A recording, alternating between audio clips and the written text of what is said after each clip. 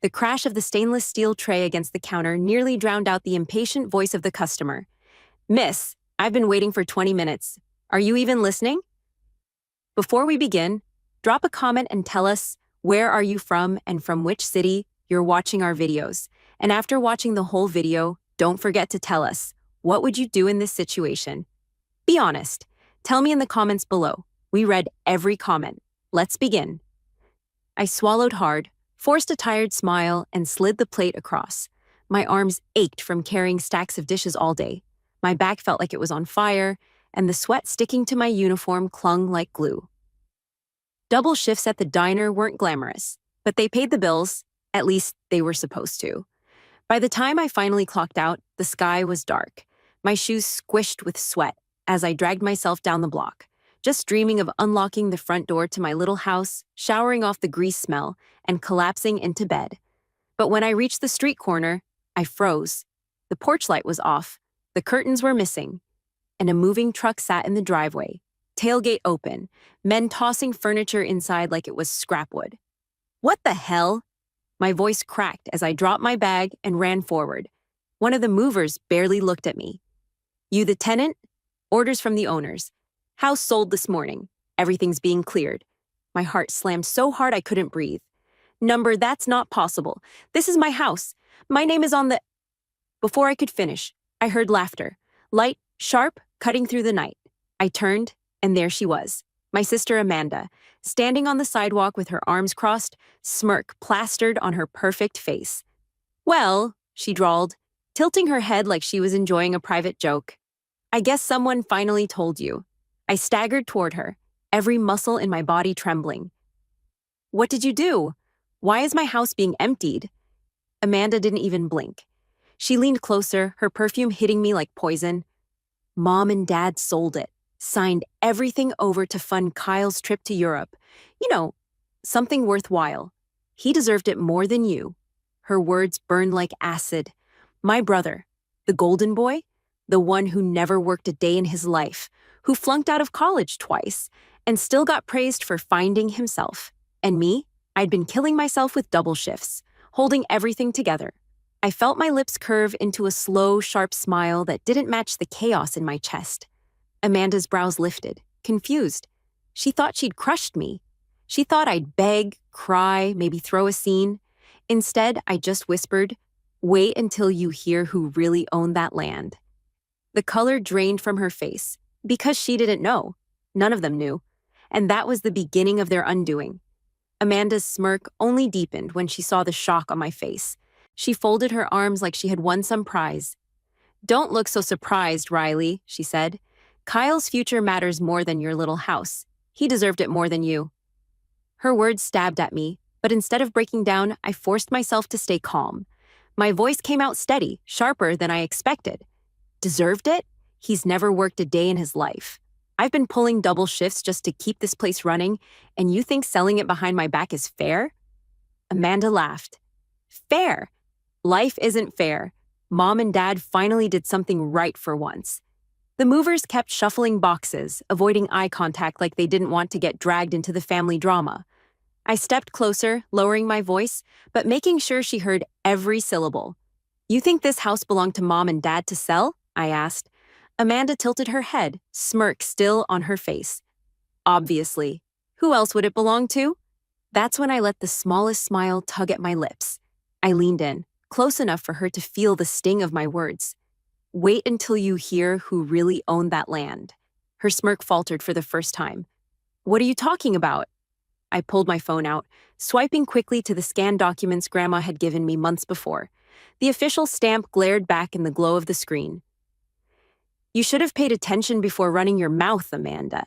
Grandma didn't leave this land to Mom, Dad, or Kyle. She left it to me, legally recorded, witnessed, and sealed." Amanda's eyes darted to the movers, then back to me. Her confidence cracked just enough for me to see the fear she tried to hide. "You're bluffing." "Am I?" I said softly.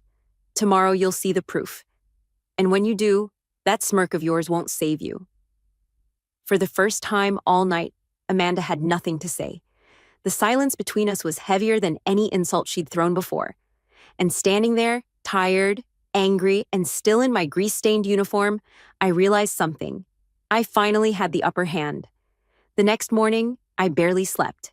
My uniform from the diner still hung on the back of the chair, carrying that faint smell of grease and burnt coffee I couldn't scrub off my skin. But I didn't care. My mind wasn't on double shifts or aching feet anymore. It was on the fireproof envelope sitting on the dresser, the one Grandma had insisted I keep safe. By 9:30 a.m., I was already downtown, the courthouse looming over the city like some concrete fortress. People rushed in and out, lawyers in sharp suits, clerks balancing files, a few nervous couples clutching paperwork. I stood there gripping the strap of my worn-out bag, my pulse drumming. At 9:59, they arrived. Amanda first, clicking down the sidewalk in heels too bright for the occasion, still pretending this was some kind of performance. Behind her came Mom and Dad, both dressed like they'd just walked out of a country club brunch. And, of course, Kyle trailed last, sleepy-eyed, yawning, sunglasses pushed up like the sunlight was personally attacking him. The moment he saw me, Kyle snorted. "Really, Riley? You dragged us all the way down here because you're jealous of a vacation?" I clenched my jaw. "Number, I dragged you here because you sold something you didn't own." Dad's lips pressed into a thin line. "Stop this nonsense. We handled it, Riley. The house was ours to sell. End of story." "Not quite," I said, pulling the envelope from my bag. My hands didn't even shake this time. I'd been waiting for this.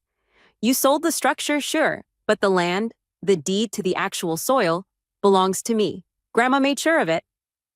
I laid the documents flat on the table inside the recorder's office. The clerk glanced at the raised seal, then at my parents. "This was recorded last December," she said matter-of-factly. "Valid and active. Leasehold interest, consent clause." Yes, she's correct. Any sale without the landowner's signature is unenforceable. Amanda's face drained of color. Mom stiffened, clutching her purse like someone had just told her it was fake. Dad's nostrils flared, but he didn't argue. The seal spoke louder than any excuse. Kyle blinked, confused. "Wait, so what does that mean? The money?" The clerk adjusted her glasses and read aloud. "Any transfer made in violation of the consent clause shall result in the full net proceeds reverting to the landowner." She looked at me. "That's you?" The silence that followed was so heavy I could feel the weight of it pressing down on the room. Amanda whispered, "You're lying?" But her voice cracked halfway. "No," I said, steady as stone. "You sold the roof over my head, but Grandma made sure I'd always have the ground beneath my feet. That money you thought would send Kyle across Europe? It's mine now." Kyle's sunglasses slipped down his nose. "You've got to be kidding me." I turned to face all of them, my voice sharper now, carrying every sleepless night, every double shift, every insult they'd thrown at me. "You treated me like I was disposable, like my work didn't matter, like my life was less valuable than Kyle's endless vacations. But here's the truth. Grandma saw me. She trusted me. And now you'll see just how big of a mistake you made." For the first time in years, they weren't laughing, mocking, or sneering. They were silent, because the one thing they valued most, money, had slipped straight through their fingers into mine. And standing there, I realized something I never thought I'd feel around them. Power. The courthouse air still clung to my skin as I walked outside with the envelope pressed tight against my chest. The sun had burned through the morning haze, but my parents and siblings stood in the shadow of the building, their faces twisted with disbelief. Amanda was the first to break the silence. She stormed toward me, heels clicking against the pavement like gunshots. "You set this up, didn't you?" she hissed. "You and Grandma, plotting behind our backs. You knew about this all along." I met her glare without flinching. Of course I knew. That's why I didn't fall apart when I saw movers clearing my house last night. You thought I'd just roll over, but Grandma didn't raise me to be stupid. She raised me to survive you. Amanda's jaw tightened, but before she could spit out another insult, Mom's voice cracked through the tension. "How dare you embarrass us like that, Riley?" Her nails dug into the leather of her purse. "You stood there in front of a clerk and humiliated this family." I actually laughed, a sharp, bitter laugh that cut through her theatrics. "No, Mom. You humiliated yourselves when you forged ahead with a sale you didn't have the right to make. I didn't ruin your reputation. You did that the second you signed papers without understanding what you were signing." Dad finally stepped forward, face red, voice sharp. You think you're clever, waving paperwork around like some kind of lawyer? Let me remind you, Riley, you wouldn't even have had that house if it weren't for us. We co-signed. We carried the risk. I squared my shoulders, meeting his glare head on. And Grandma made sure you couldn't touch it when it mattered most. She knew what you'd try to do. She knew you'd always put Kyle first. That's why she locked you out legally and gave me the ground beneath the house. She didn't trust you, and now you've proved her right. Kyle scoffed, tugging his sunglasses off and shoving them into his pocket. So what, Riley? You've got the money now? Congratulations. You're still a waitress pulling double shifts. Do you really think owning some dirt makes you better than me? I turned toward him, and this time, my voice wasn't just steady. It carried a weight even I hadn't felt before. No, Kyle.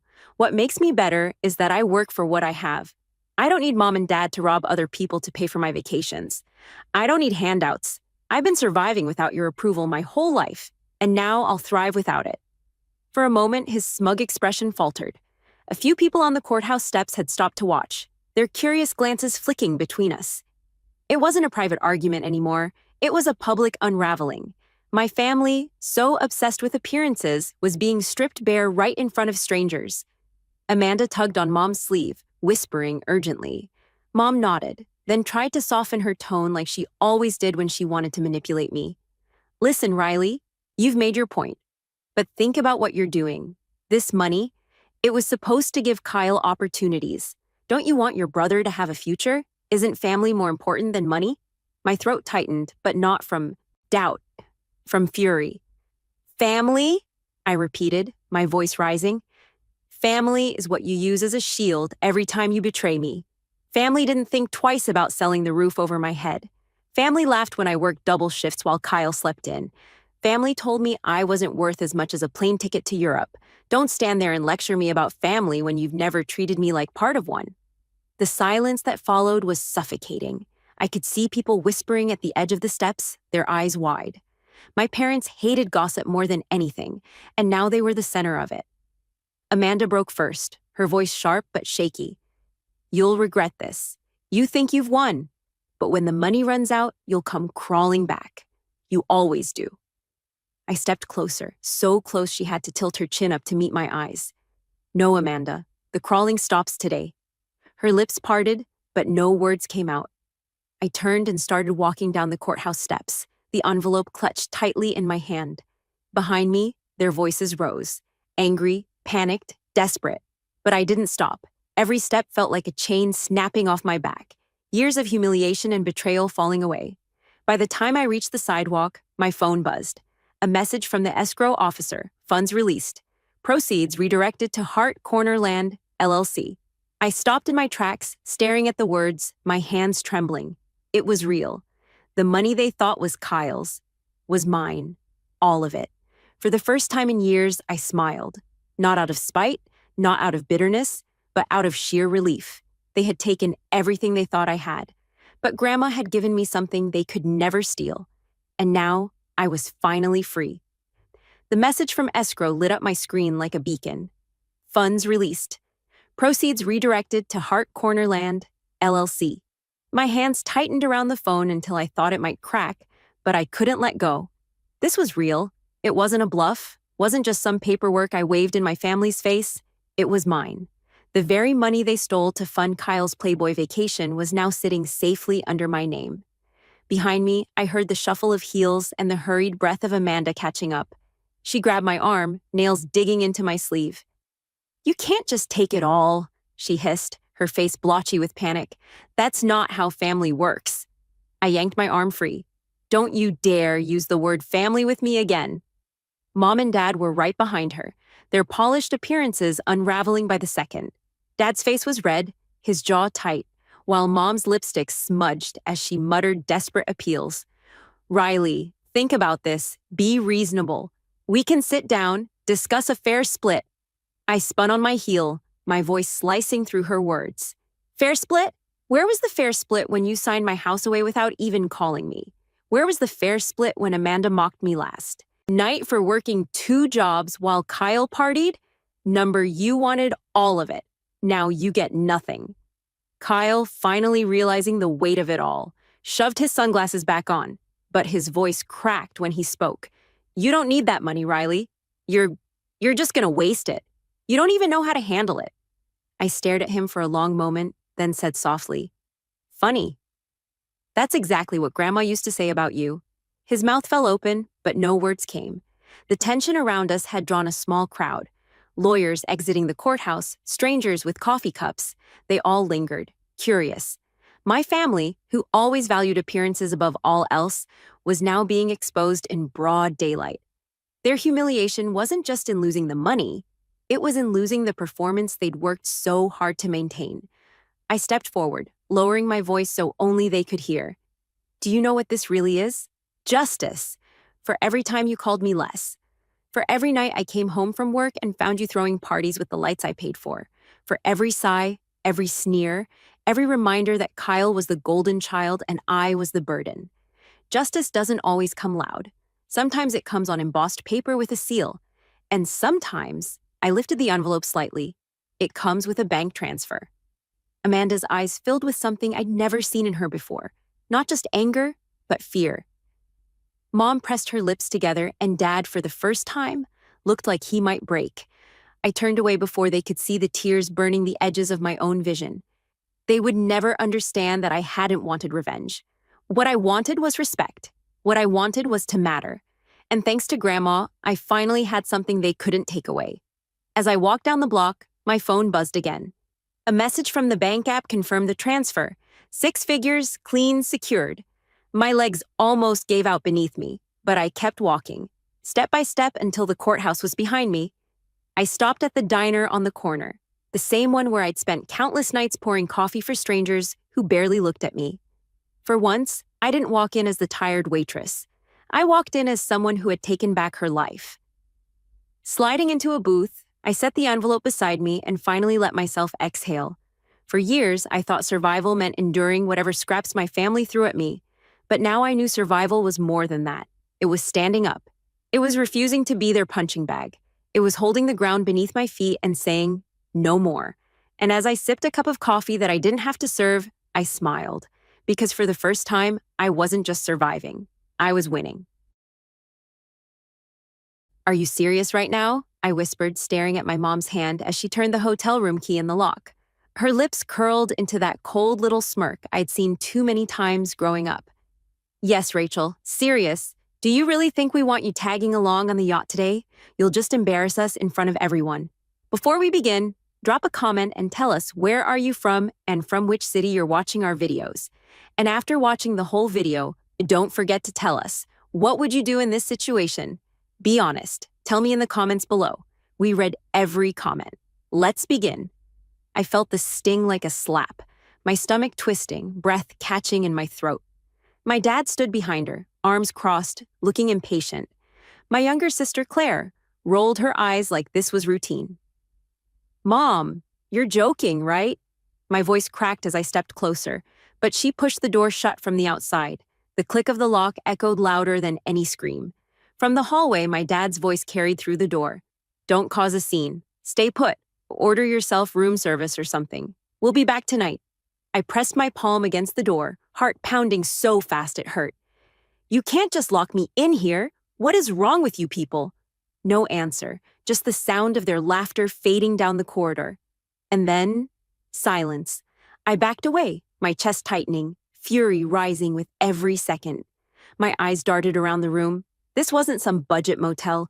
It was a luxury hotel overlooking the marina in Miami, where they'd decided to celebrate Claire's birthday. My family had no problem flaunting their money in public, no problem showing off. But when it came to me, I was always the one they shoved in the shadows. The curtains were wide open, and through the glass balcony doors, I could see the glittering water below. The massive white yacht rocked gently in the waves, and I spotted them, my family, already boarding, drinks in hand, smiling like they hadn't just locked me away like some disgrace. Claire posed for selfies while my mom adjusted her sun hat. My dad chatted with one of his business partners. They looked picture perfect. Something inside me snapped. I wasn't going to sit here like a prisoner, humiliated while they played their little game of, we're too good for Rachel. Number not this time. I yanked the balcony door open and stepped outside. the warm ocean breeze slapping against my skin. The glass railing overlooked the busy docks below, where music played and tourists strolled past. My pulse roared in my ears as I leaned over the edge. The anger burned so hot it overpowered the fear. For years, I'd swallowed their insults, endured being the family punchline. But right here, right now, I realized something. They underestimated me. I wasn't weak, and I wasn't staying locked away. I pushed my hair out of my face, grabbed my bag, and dialed a number I hadn't called in years. Rachel? A familiar voice answered on the second ring, cautious. Ethan, I said, my voice trembling with a mix of nerves and adrenaline. I need a favor, right now. There was a pause. Where are you? I glanced down again at the marina. My family was laughing, clinking champagne glasses as the yacht engines roared to life. Miami, the Suncrest Hotel. My family just locked me in my room to stop me from going with them. Silence on the line. Then Ethan's voice, sharp and decisive. Stay there. I'm coming. I ended the call, my breath shaky but steadier than it had been minutes ago. I didn't know exactly what I was about to set in motion, but one thing was clear. This time, I wasn't going to let them win. My reflection stared back at me from the sliding door, eyes blazing, fists clenched. They thought I'd sit here crying, maybe order a sad little sandwich and wait for their return. They had no idea what was coming. And deep down, I couldn't wait to see their faces when everything turned around. I didn't sit down. I grabbed my bag and went straight for the balcony, heart still hammering. Through the glass railing, I could see them laughing on the yacht like I didn't exist. My phone shook in my hands as I dialed Ethan. He picked up fast. Rachel. Yeah, I need you, I said. My voice cracked, but the fire underneath was steady. Suncrest Hotel, Miami. My family locked me in the room and left me behind. Silence, then his voice came sharp. Stay where you are, I'm coming. 20 minutes later, his SUV screeched up to the curb. Ethan stepped out, same piercing eyes, same calm presence I remembered. He didn't waste time with pity. Get in. We drove toward the marina. I spilled everything in a rush, the lock, the humiliation, the way they smiled for cameras while I stood trapped. They think I'll just sit quietly, I finished, staring out the window. Ethan's hands tightened on the wheel. Then let's prove them wrong. When we reached the docks, the water glittered under the sun, boats rocking gently. And there it was, the blue water yacht. My family sipping champagne like royalty. Want to confront them here? Ethan asked. I shook my head, fire rising in my chest. Not yet. I don't want a scene. I want them to see I won't be hidden anymore, on my terms. Ethan studied me, then gave a small nod. Then let's do this right. Quiet, controlled, where they can't twist the story. For the first time all day, I felt steady. My family thought locking me away would silence me. They had no idea I'd come back stronger. The closer we got to the marina, the louder the sound of music, chatter, and boat engines became. My stomach twisted when I spotted the yacht again. My family clinking glasses, Claire's phone already raised to capture the perfect luxury shot for her followers. Ethan leaned on the railing beside me as we waited. For a small charter boat Marisol his contact had arranged. You're sure you want to face them out here? He asked. Yes, I said firmly. They humiliated me in public. I'll stand in the same sunlight they tried to keep me from. This time, they'll have to see me. The boat cut across the waves, spraying salt water against my arms. I stood at the bow, hair whipping in the wind, my eyes locked on the blue water yacht. Every laugh drifting across the water only fueled me more. Your dad looks right at home, Ethan muttered, pointing, like a king on his throne. I smirked bitterly. He always does. But today, that throne isn't as untouchable as he thinks. When we reached Hollover Sandbar, the yacht was anchored among dozens of boats. Music blasted, people danced, and strangers mingled chest-deep in the water with drinks in hand. It was the perfect stage, public enough that my family couldn't twist things behind closed doors.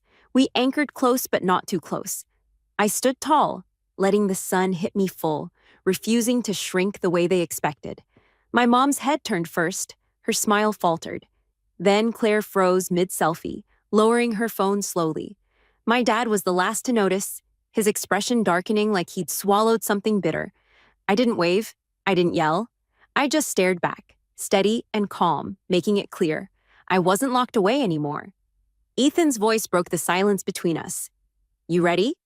I nodded, my throat dry but my heart steady. More than ever. For the first time in years, I wasn't the one hiding. They were.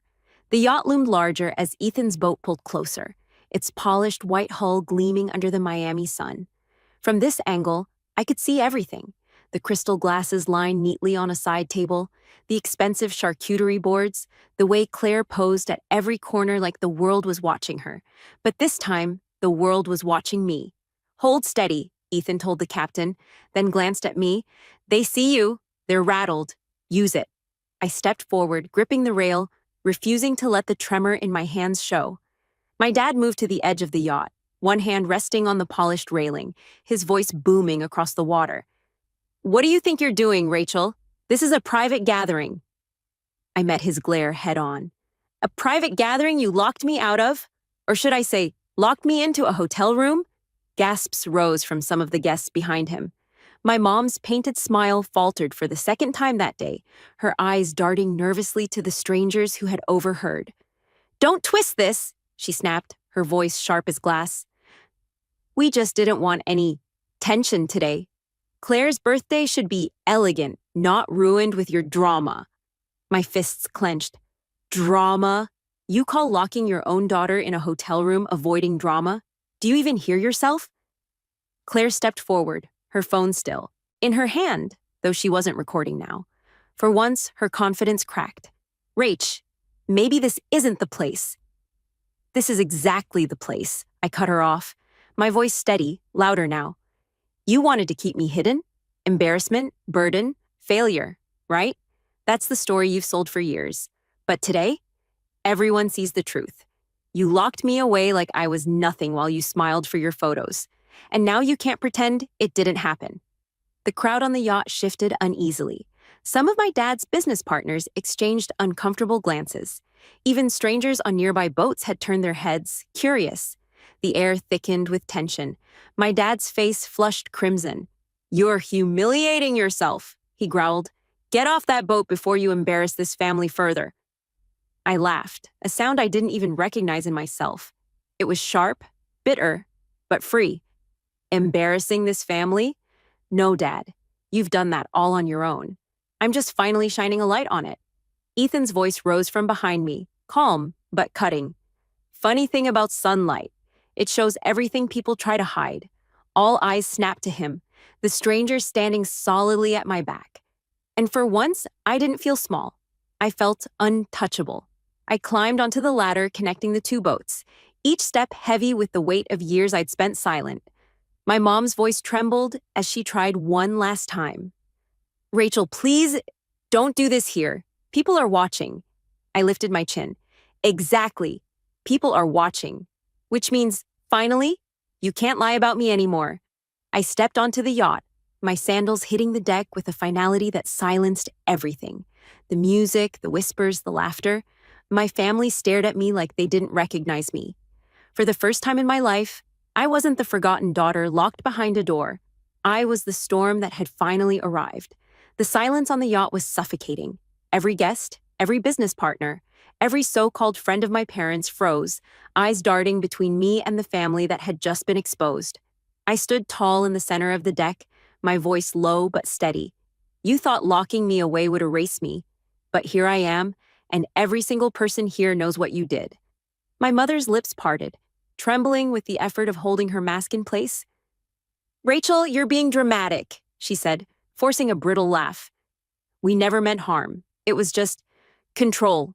I cut in sharply, the word hitting like a slap. "That's all it ever is with you. My entire life. You've told me I wasn't good enough. Too quiet, too different, too much of a liability to show off at your parties. You silenced me, mocked me, treated me like baggage you had to carry. But today?" I spread my arms, turning to the crowd of strangers watching. "Today you showed everyone exactly who you are." Claire stepped forward, but her voice was smaller than it had ever been. "Rachel, stop. You're making a scene." I turned on her, the sister who had never once defended me. "A scene? You think this is a scene?" "No, Claire. This is the truth. And you can dress it in designer clothes and stage it in front of cameras. But you can't erase the fact that you stood there smiling while they locked me in a room like I was worthless." She flinched, her phone lowering completely. For once, she had no comeback. My father finally stepped closer, his face dark with fury. "Enough," he barked. "You've embarrassed this family long enough. Leave before I have you removed." I met his glare head-on, my voice calm but cutting. "No, Dad. You don't get to silence me this time. You've built your empire on appearances, but all of that means nothing if people see the truth. And right now, they see it." I gestured around us, the uneasy eyes of his colleagues, the whispers, the strangers craning their necks from other boats.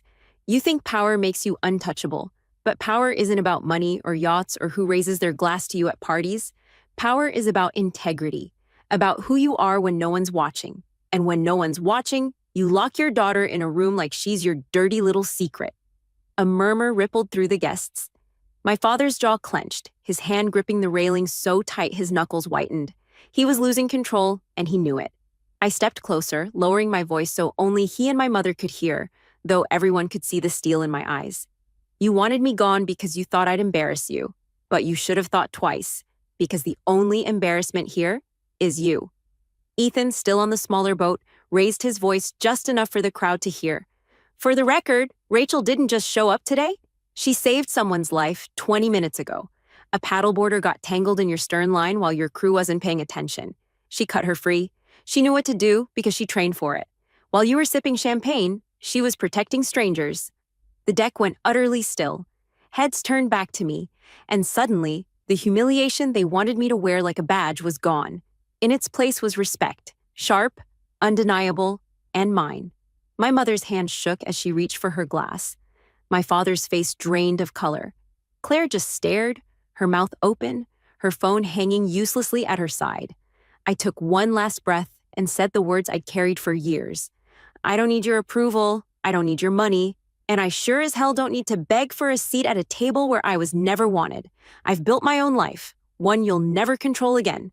Locking me in that room wasn't the end, it was the beginning. And with that, I turned. The crowd parted as I walked back to the ladder, their eyes following every step. My father didn't move. My mother didn't speak.